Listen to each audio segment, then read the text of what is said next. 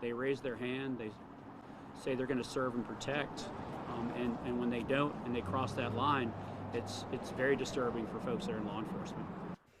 Good evening. Former Spartanburg County Sheriff Chuck Wright is now a convicted felon tonight. A judge accepted his guilty plea on charges including misusing public funds and conspiracy to commit wire fraud. Our Julia Keener was in that courtroom and has the latest.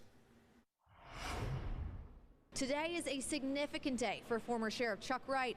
He is now a convicted felon. Wright stood before the judge, accepted responsibility, and pleaded guilty to all charges.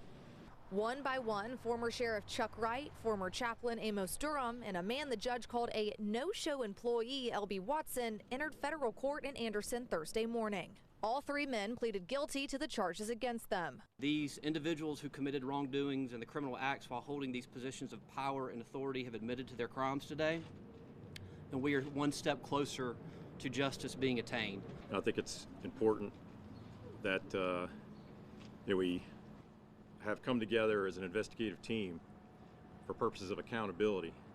That's what this is all about. Wright pleaded guilty to 3 charges, including misuse of public funds and conspiracy to commit wire fraud. This result in this plea is one step closer to restoring the trust and integrity of the office of sheriff in Spartanburg County. Wright faces up to 20 years in prison and heavy fines. We always hate to see our leaders in the state, our sheriffs, or any leader, politician, come to an event where they did commit a crime.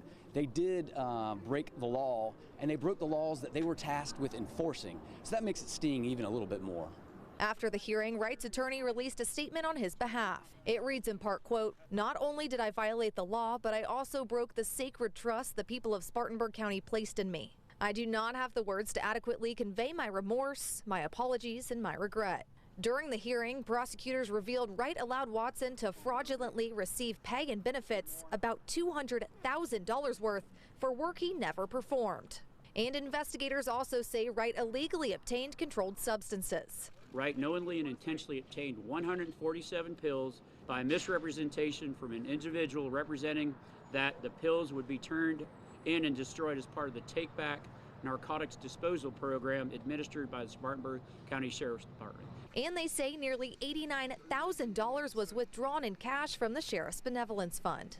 The Benevolence Fund is not allowed to withdraw cash amounts because they can't keep track of it. They need to record it. A sentencing date for Wright, Durham, and Watson has not yet been set, and former solicitor Walt Wilkins says that could still be months away.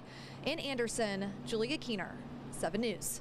Chuck Wright and Amos Durham will not face state charges. The 10th Circuit solicitor said in a letter to SLED that even with what he calls overwhelming evidence, he won't prosecute because of their willingness to plead guilty to these federal charges.